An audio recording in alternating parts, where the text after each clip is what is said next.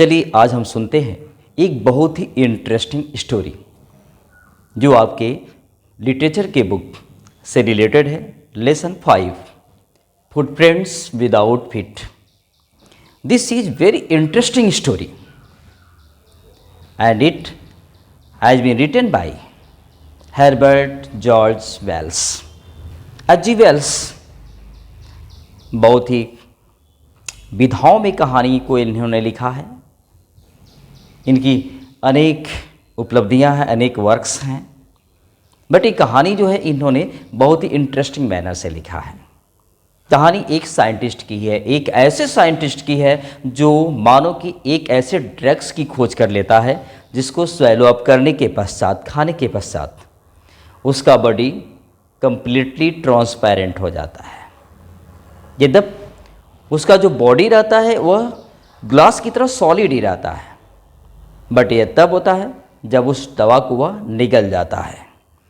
लेकिन वह जो साइंटिस्ट है इस खोज का यूज नहीं बल्कि मिस यूज करता है और इस प्रकार से वह एक लाफुल पर्सन से लॉलेस पर्सन बन जाता है। इसमें कोई शक नहीं कि वह एक ब्रिलियंट साइंटिस्ट था, लेकिन यह भी शक नहीं कि वह लॉलेस पर्सन भी बना। तो चलिए ऐसे ही साइंटिस्ट की एक मनोरंजक कहानी है जिसमें बताया जाता है कि वह एक इंडिविजुअल पर्सन बनने के पश्चात क्या क्या वह कारनामे करता है।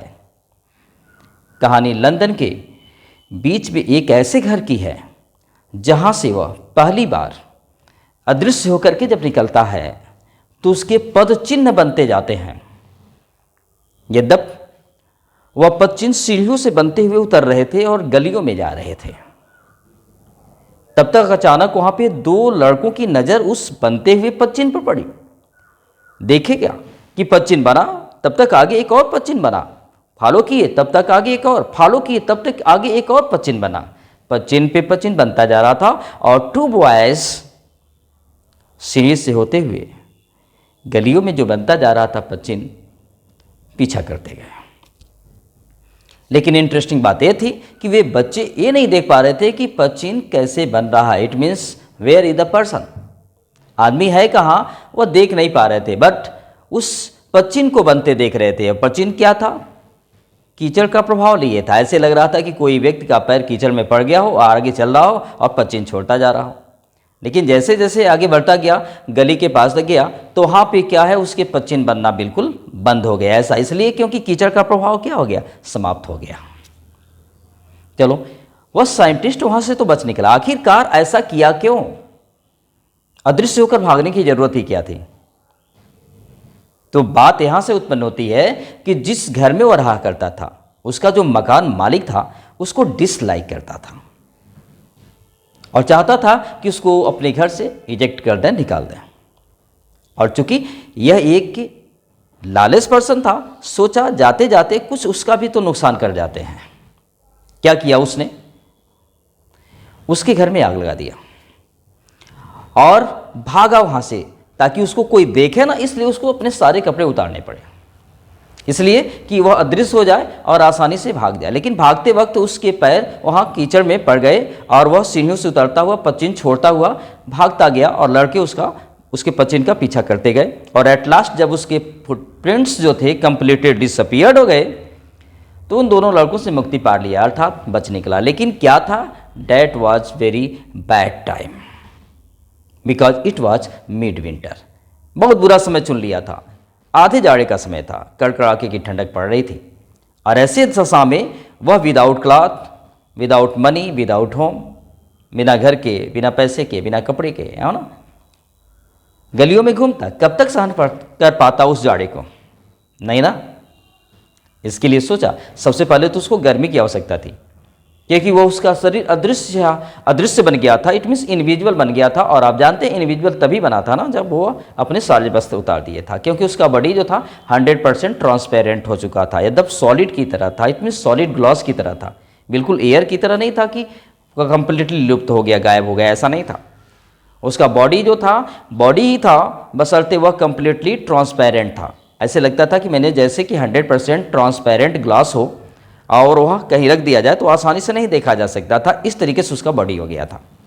तो कपड़े निकाल दिया और उसका बॉडी इस प्रकार से ट्रांसपेरेंट हो गया था और ऐसे ही लंदन की गलियों में घूम रहा था। लेकिन कब तक घूमता, ठंडक उसको सता रही थी। सोचता है कि हमें किसी बड़े स्टोर में चलना चाहिए। तो वह जो है घूमते घूमते अब दुकानों के बंद करने का समय हो गया, तो वह जो है क्लोजिंग टाइम में एक ऐसे जगह पे पहुंचा जहां बिग स्टोर था और ये वह चाहता भी था। तो जब वहां पे शट डाउन होने लगा था तब तक वो इंटर कर गया था और जो हाँ दुकान को क्लोज करने वाले या रेस्टोरेंट को या कह सकते हैं बिग स्टोर को क्लोज करने वाले लोग थे उसको नहीं देख पाए क्योंकि इंडिविजुअल था, वे चले गए। उनके जाने के बाद क्या हुआ कि वह उस बिग स्टोर में जो रैपर्स थे, बॉक्सेस थे, उनको तोड़कर खोल दिया। वह ड्रेस में आ गया, शूज भी पहन लिया। वह जो है किचन में गया तो कोल्ड मीट और कोल्ड कॉफ़ी भी पाए। इतना ही नहीं, भोजन जो है मिठाइयों के साथ किया और तो और वह ग्रोसरी स्टोर से जो है वाइन भी लिया और वाइन का भी जो है सेवन किया। बहुत मज़े की बात यह थी कि वहाँ पे रजाइयों का ढेर था और इस प्रकार से वह फुली ड्रेस्ड में भी था, फुली ड्रेस्ड में वहाँ पे हो गया था। तब वहाँ जाने के बाद सारे पोशाक पहने था और खाया पिया और रजाइयों के ढेर पे सो गया। बहुत आरामदायक नींद आई उसको। बहुत अच्छा हुआ होता कि अगर सवेरा होने से पहले या कह सकते हैं कि उस बिग शॉप के जो वर्कर्स थे उनके आने से पहले जग गया होता तो ऑल इज वेल, सब उसके लिए अच्छा हो गया होता। बट ऐसा नहीं हुआ क्योंकि जब ये शट अप करने लगे, शटर को ओपन करने लगे, तो उस समय जो है उसकी नींद खुलती है और देखता है क्या कि दरवाजे के सामने इस बिग स्टोर के असिस्टेंट जो वर्कर हैं, इट मीन्स वहाँ पे आए हुए हैं और उनमें से दो इसके तरफ बढ़ते आ रहे थे। इसलिए भी वो भी आश्चर्य में थे कि जब हम इस शॉप को बंद करके गए थे तो यहाँ पे कोई नहीं था, भला ये कैसे आ सकता है। तो उन्हें खुद सरप्राइज हुआ, वे खुद चलते हुए आगे आए। ये घबरा गया, अब मैं क्या करूँ, क्योंकि पहले जगह होता तो मेंटेन कर लिया होता, अपने मेंटल टेंडेंसी सोच लिया होता मुझे क्या करना चाहिए, कैसे बचकर निकलना चाहिए, शायद ऐसा।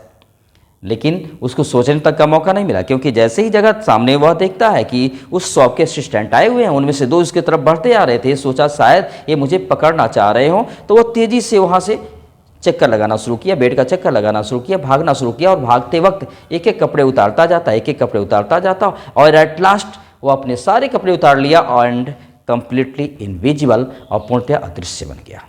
चलिए वहाँ से भागने में समर्थ हो सका, भाग गया, वहाँ से बच निकला, लेकिन फिर भी उसकी मुसीबत समाप्त नहीं हुई। ऐसा इसलिए क्योंकि आधे जाड़े का समय था, ठंड से कांप रहा था। इस बार सोचता है कि इस बार हम केवल ऐसे जगह पे नहीं जाएंगे बल्कि हम किसी बड़े थिएट्रिकल कंपनी में जाएंगे जहाँ पे हमें पहनने के लिए ड्रेस ही नहीं बल्कि सिर के ऊपर, इट मीन्स कंधे के ऊपर जो सिर है इसको भी ढकने का हमें वहाँ पे बहुत सारे सामग्री मिल जाएंगे, जैसे cap, false nose, glasses, side whiskers, ऐसी तमाम चीज़ें वहाँ पे मिल जाएंगी। और ऐसा ही उसने किया। वह जो है डरी लेन गया। डरी लेन आप जानते हैं, वह जो है नाट्य जगत का एक लोकेलिटी कहा जा सकता है जहाँ पे सभी प्रकार के नाट्य की सामग्रियाँ मिलती हैं। वहाँ पे एक ऐसे शॉप को चुना जहाँ पे उसे लगा कि सारी प्रकार की चीज़ें वहाँ पे मिल सकती हैं। गया वहाँ पे जो है जैसे ही इंटर किया, सीढ़ियों से ऊपर गया, इनविजिबली गया, अदृश्य होकर के गया और वहाँ पे जा कर के फुली ड्रेस में हो गया। और क्या किया, वह अपने ललाट पे बॉन्डेज भी बांध लिया, पट्टियाँ भी बांध लिया, फॉल्स नोज लगा ली, डार्क ग्लासेस लगा लिया, काले काले चश्मे, हैट भी पहन लिया, वाइट ब्रिमेड हैट भी, और साइड विस्कर्स भी लगा लिया, गलमुच्छे भी लगा लिया। It means fully dressed. अब चूंकि सीढ़ी से जब नीचे उतरता तो वहाँ काउंटर पर बैठा हुआ जो शॉपकीपर था उसको देख लेता और शोर मचाता, पकड़ा जाता और पीटा जाता। लेकिन इससे बचने के लिए उसने क्या किया, इससे बचने के लिए वह शॉपकीपर को पीछे से कालसली अटैक बोला, बहुत जोरदार घूसा मारा, इतना जोरदार कि वहीं पे बेहोश हो गया और उसके काउंटर में रखे हुए सारे जो पैसे थे ना उसने लूट लिया।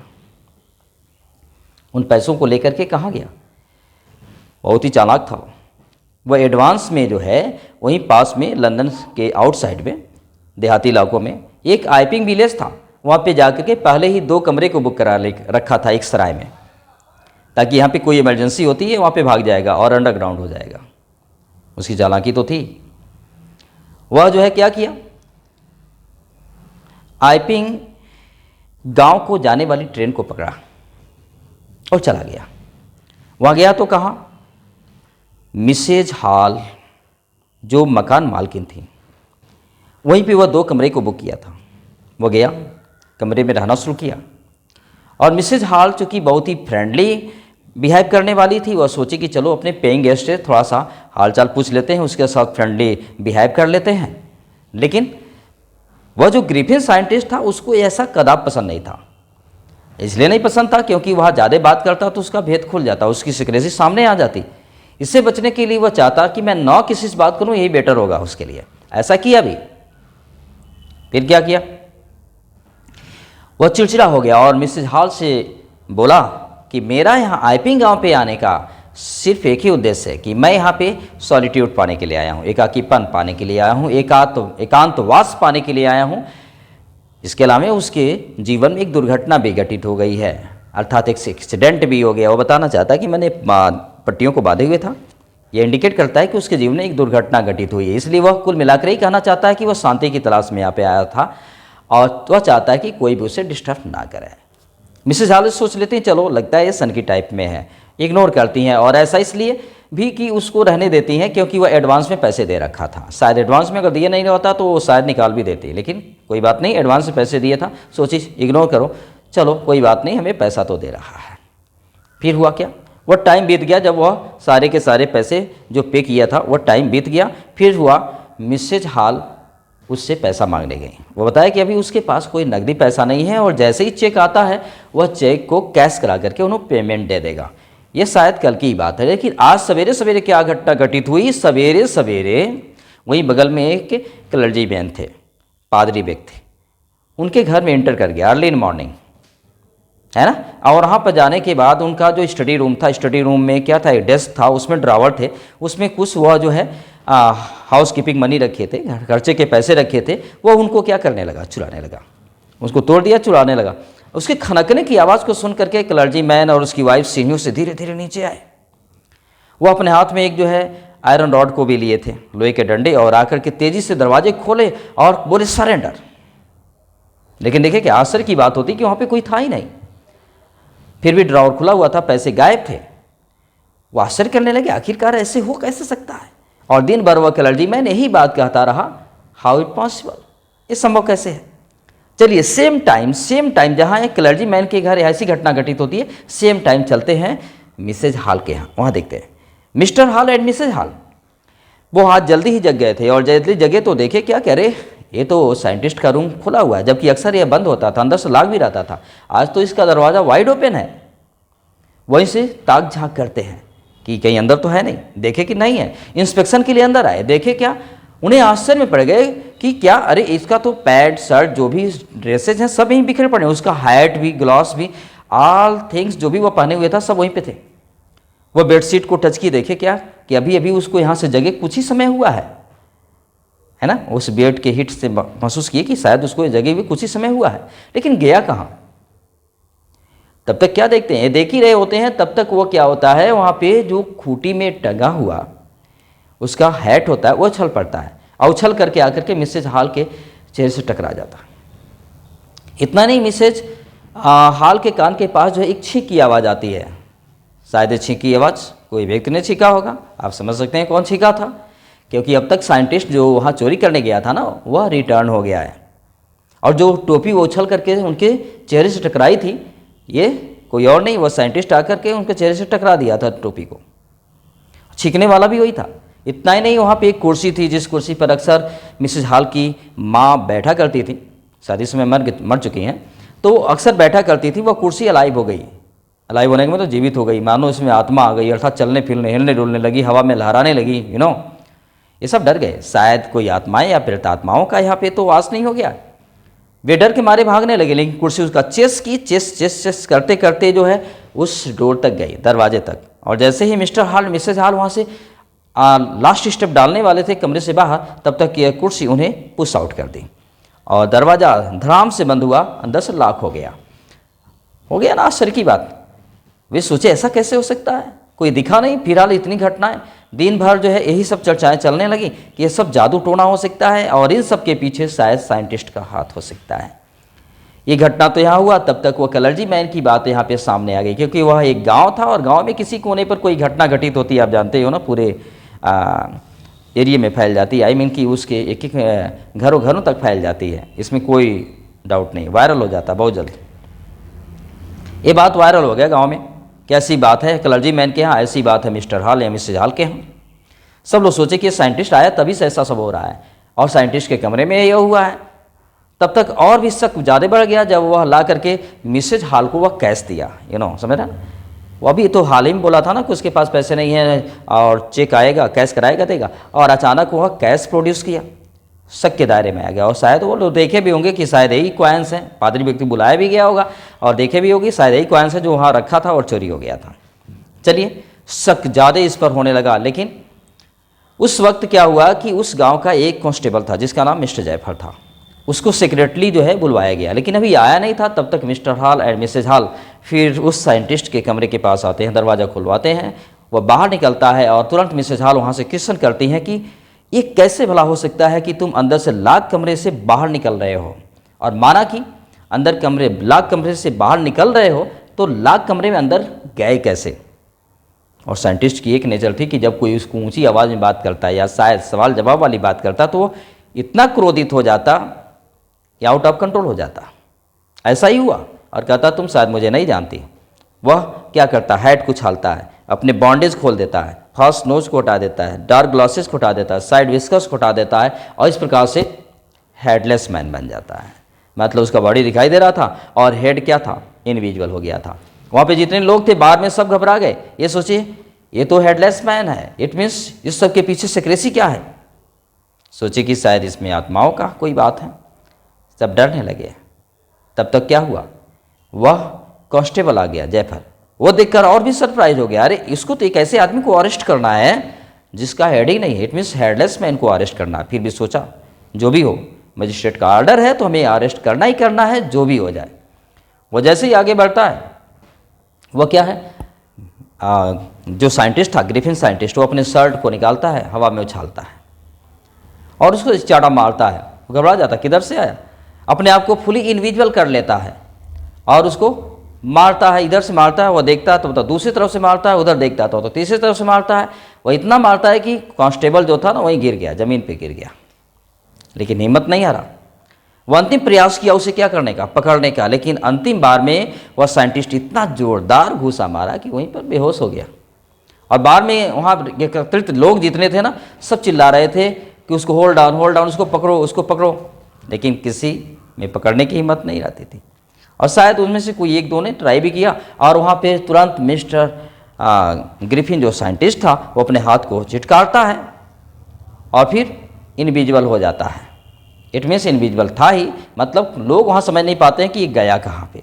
और जिस किसी ने उसके पास बार बार आने का प्रयास किया वो सबको मारता था।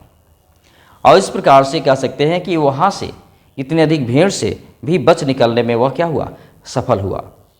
और इसके बाद वह कहाँ जाता है, क्या करता है, इसका नेक्स्ट सीक्वेंस इस लेसन में नहीं है।